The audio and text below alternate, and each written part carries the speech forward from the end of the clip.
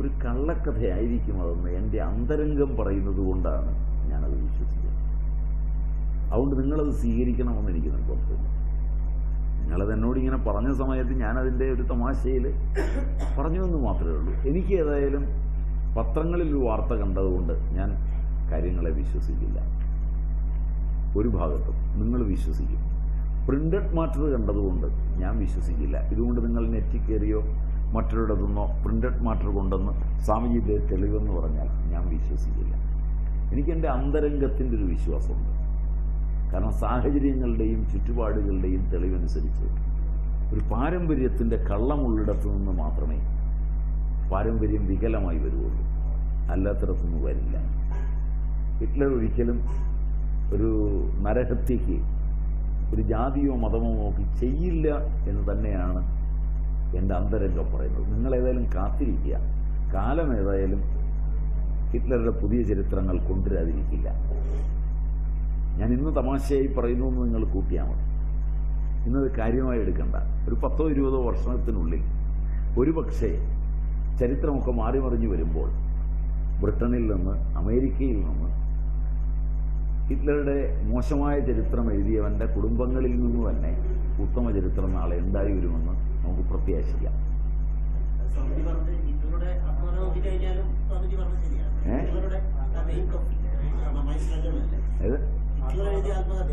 എനിക്കറിയില്ല, ഞാൻ വായിച്ചു. അതിലും ഹിറ്റ്ലർ അദ്ദേഹം പ്രത്യേകിച്ച് പറയുന്നുണ്ട്, ജർമ്മനിയെ ഫസ്റ്റ് വേൾഡ് വാറിൽ ജർമ്മനിയെ അമേരിക്കയും മറ്റും ഒന്നുമില്ലാതെ സെക്കൻഡ് വേൾഡ് വാറിന്റെ കാരണം തന്നെ ഫസ്റ്റ് വേൾഡ് വാറാണ്. അങ്ങനെ ഒരു സപ്രസ്ഡായ ജനതയ്ക്ക് വേണ്ടിയാണ് ഹിറ്റ്ലർ ആദ്യം സംസാരിക്കുന്നത്. ഹിറ്റ്ലർ പറയുന്നത് എനിക്കെൻ്റെ അദ്ദേഹത്തിൻ്റെ ആത്മകഥയൊന്നും ഞാൻ വായിച്ചില്ല. ഞാൻ കാരണം ചില ആ ചുറ്റുപാടുകളിൽ നിന്നെടുത്ത ആ കഥ വായിച്ചാലും സ്വാമിജി പറഞ്ഞതുപോലെയാണ് ഹിറ്റ്ലറുടെ ബഹുമാനം തോന്നുന്നത്. ഞാൻ എന്നെ സംബന്ധിച്ചിടത്തോളം ഞാൻ പറഞ്ഞ ഉദാഹരണങ്ങളെല്ലാം അതിൻ്റെ ലിംഗങ്ങൾ വെച്ച് പറഞ്ഞ ലോജിക്കാണ്. ശരിയാവണമെന്നില്ല. ശരിക്കങ്ങനെ വിശ്വസിക്കാൻ പറ്റും. ഇപ്പം നിങ്ങളെ ഒരാളെ ഞാൻ പരിചയപ്പെട്ടു.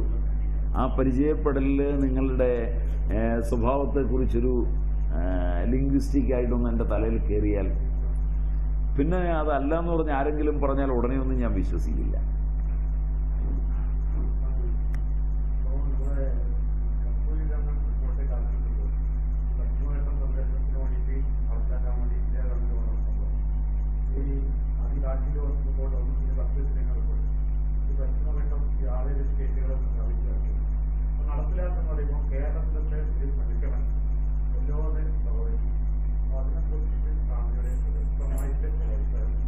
കൊള്ളഞ്ഞ ചോദ്യമാണ്.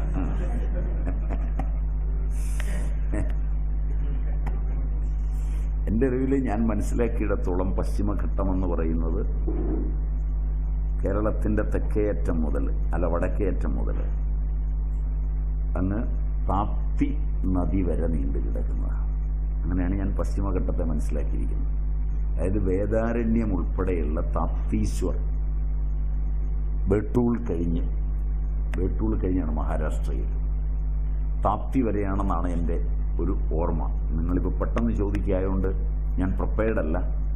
എങ്കിൽ പോലും എൻ്റെ സഞ്ചാരവും കാര്യങ്ങളുമൊക്കെ വെച്ച് ഞാൻ ഓർക്കുമ്പോൾ താപ്തിയിലൊക്കെ പോയിട്ടുള്ളത് കൊണ്ട്, താപ്തീശ്വറിൽ ഒക്കെ ചെന്നിട്ടുള്ളത് കൊണ്ട് അവിടം വരെ നീണ്ടു കിടക്കുന്ന, അതിൽ വേദാരണ്യമാണ് അതിലെ ഏറ്റവും പവിത്രമായ ആരണ്യമെന്നുണ്ട് കിടക്കുന്ന ഒരു ഏരിയ.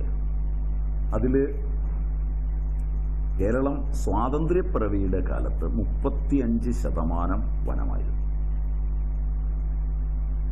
വനത്തിലേക്ക് ജനങ്ങൾ കയറി വനം കൈയടക്കി ആഹാരത്തിനുണ്ടാക്കേണ്ട വിധത്തിലുള്ളൊരു ദാരിദ്ര്യം കേരളത്തിലുണ്ടായിരുന്നില്ല ഒരു ഘട്ടത്തിൽ.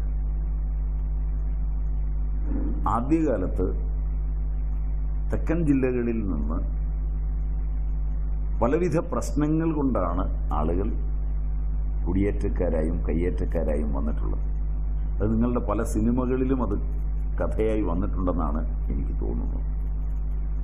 ഒരളവ് വരെ അങ്ങനെ കുടിയേറുകയും പിന്നീട് ആ കുടിയേറ്റത്തിൽ പല ചെറുപ്പക്കാരെയും പണിക്ക് ഉപയോഗിക്കുകയും, ഞാൻ മനസ്സിലാക്കിയത് അങ്ങനെയാണ്, അവരെ ചൂഷണം ചെയ്യുക എന്ന് പറഞ്ഞാൽ മകളെ വിവാഹം കഴിച്ചു കൊടുക്കുമെന്ന് തോന്നിപ്പിക്കുക. ഈ സ്ഥലം മുഴുവൻ നിൻ്റെയാണ്, ഇതെല്ലാം നിനക്കുള്ളതാണ് എന്ന് പറഞ്ഞുകൊണ്ടിരിക്കുക. ഒരു ദിവസം രാവിലെ അവിടുത്തെ കാരണവർ സ്വന്തം വീടിരിക്കുന്ന സ്ഥലത്തേക്ക് യാത്രയാവുക, അമ്മയും മകളും ഒക്കെ മാത്രമാവുക. രാത്രിയിൽ എല്ലാം വലിച്ചു കയറി നിലവിളിക്കുക, നാട്ടുകാർ കൂടി പണിയെടുത്തവനെ തല്ലുക. അതിൽ നിന്നാണ് കുടിയേറ്റ മേഖലകളിൽ മാവോയിസ്റ്റ് പ്രസ്ഥാനങ്ങൾ ഉണ്ടായതെന്ന് വരെയാണ് ഞാൻ വിശ്വസിക്കുന്നത്. മര്യാദകേടാണെന്ന് എനിക്കറിയാം അങ്ങനെ വിശ്വസിക്കുന്നത്. കാരണം അവരുടെ ആർജവത്തെ ചോദ്യം ചെയ്യാണ് എന്നൊക്കെ നിങ്ങൾക്ക് പറയാം. പക്ഷെ ഞാൻ അറിയുന്നിടത്തോളം അങ്ങനെയാണെന്നാണ് എൻ്റെ ധാരണ. അത് നിങ്ങളിനി അന്വേഷിച്ച് പഠിക്കേണ്ടതാണ്. അത് കഴിഞ്ഞാണ് കുടിയേറ്റ മേഖലകളിലേക്ക് മതങ്ങളും ജാതികളും വരുന്നത്. മതങ്ങളും ജാതികളും വരുമ്പോൾ ആളുകൾ യോജിച്ച് താമസിക്കാൻ തുടങ്ങും മതപരമായി. ആ ഒരു കുടിയേറ്റ മേഖലയിൽ നിന്ന് അവരെ ഇറക്കി വിട്ടാൽ അവർ ഛിന്ന ഭിന്നമാകും എന്ന് മതത്തിനറിയാം. മതം ഇന്ന് ഒരുമിച്ച് നിർത്തുന്നു. മതം ഇന്ന് അവിടെ അനേക വിധത്തിലുള്ള വ്യവസായങ്ങൾ നടത്തുന്നു. സ്കൂളുകൾ, കോളേജുകൾ, തന്നെ വലിയ വനവിഭവങ്ങളുടെ സംസ്കരണവും കടത്തിക്കൊണ്ടു പോകലും,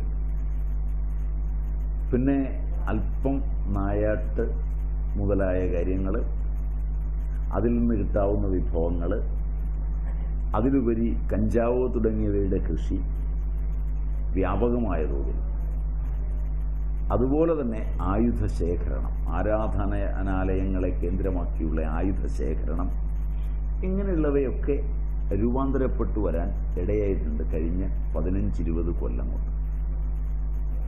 കുടിയേറ്റത്തിൻ്റെ ആദ്യത്തെ രൂപം പട്ടംതാണു പിള്ളയുടെ കാലത്താണ്. അത് കേരളം മാത്രമല്ല, കേരളത്തിലെ ഇടുക്കി, വയനാട് മുതലായ ജില്ലകളും, അതുകൂടാതെ കേരളത്തിൽ നിന്ന് എൻ്റെ ഓർമ്മ ശരിയാണെങ്കിൽ ഝാൻസിയിൽ വരെ, ഝാൻസിയിലും ഒരു പട്ടം കോളനിയുണ്ട്. കുടിയേറ്റത്തെ ഏറ്റവും പ്രോത്സാഹിപ്പിച്ചിട്ടുള്ള ഇന്ത്യൻ ഭരണാധികാരികളിൽ ഒരാൾ പട്ടംതാണു പിള്ളയാണ്.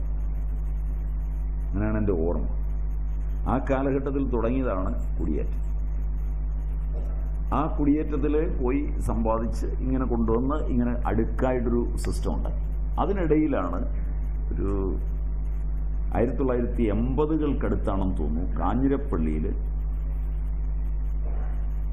Father Joseph Powath, am I right Sabu,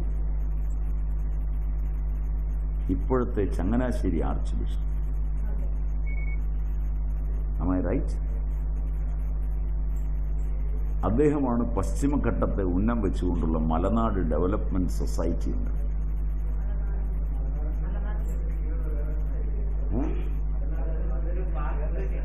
അതേ, അദ്ദേഹം മലനാട് ഡെവലപ്മെന്റ് സൊസൈറ്റി എന്ന് പറയുന്നത് അനേക പ്രോഗ്രാമുകളോട് കൂടിയതാണ്. അല്ല, പാല് മാത്രമല്ല, തേനീച്ച വളർത്തൽ, അതാ ഞാൻ പറഞ്ഞത്, തേനീച്ച വളർത്തൽ തുടങ്ങി വനവിഭവങ്ങൾ ഉൾപ്പെടെ വരുന്ന വളരെ വാസ്റ്റായിട്ടുള്ളൊരു സങ്കല്പത്തിൻ്റെ കോലാഹലമേട്, വാഗമൺ, കാഞ്ഞിരപ്പള്ളി, പത്തനംതിട്ട, then വയനാട്, ഇതെല്ലാം ഏതാണ്ട് ആ ബെൽറ്റിൽ 2 സ്ഥാപനങ്ങളായി വരും. ഒന്ന് പശ്ചിമഘട്ടവും ഒന്ന് മലനാടും എന്ന് പറഞ്ഞ മറ്റുമാണ് രൂപാന്തരപ്പെട്ടിട്ടുള്ളത്. അത് വളരെ വിപുലമായ ചിന്തകളോടുകൂടിയാണ്. എൻ്റെ അറിവ് ശരിയാണെങ്കിൽ എപ്പിസ് മെല്ലിഫെറിയ, ആസ്ട്രേലിയൻ ബീസ്, ഇന്ത്യയിലേക്ക് ഇറക്കുമതി ചെയ്ത് അവരുടെ വൻതോതിലുള്ള വളർത്തലും അങ്ങനെ ഒരുപാട് അതിൻ്റെ ട്രെയിനിങ്ങുകളും ഒട്ടേറെ കാര്യങ്ങളുമൊക്കെയായി ഡെവലപ്പ് ചെയ്ത് വന്നിട്ടുള്ള ഒരു വലിയ പ്രസ്ഥാനമാണ്. അത് ഒരു ദിവസം കൊണ്ടോ 2 ദിവസം കൊണ്ടോ ഒന്നും ഉണ്ടാക്കാൻ പറ്റുന്നതുമല്ല. ഇത്രയേറെ പ്രയത്നം അതിൻ്റെ പിന്നിലുണ്ട്. റിട്ടയേർഡ് ആർഡിഒമാർ, റിട്ടയേർഡ് കളക്ടർമാർ മുതലായവർക്കൊക്കെ വലിയ വലിയ സ്ഥാനം കൊടുത്ത് ഓഫീസുകളുമായി നിരന്തരം ബന്ധപ്പെട്ട് ഒട്ടേറെ ആനുകൂല്യങ്ങൾ വാങ്ങിച്ച് വളരെ കഷ്ടപ്പെട്ടുണ്ടാക്കിയിട്ടുള്ളതാണ്. അതെല്ലാം ഒരു സുപ്രഭാതത്തിൽ ഇട്ടെറിഞ്ഞിട്ട് പോണം എന്ന് പറഞ്ഞതുപോലെയാണ് അവരിതിനെ എടുക്കുന്നത്. 20,000 സ്ക്വയർ ഫുട്ട് വരെ വീട് അതിനകത്ത് പണിയാം. റെഡ് അലർട്ടില്ലാത്ത വ്യവസായങ്ങളൊക്കെ ആവാം, കോറികൾ പറ്റില്ല. ഇങ്ങനെയൊക്കെ മാത്രമാണ് കസ്തൂരിരംഗൻ റിപ്പോർട്ടിലുള്ളത്. കസ്തൂരിരംഗൻ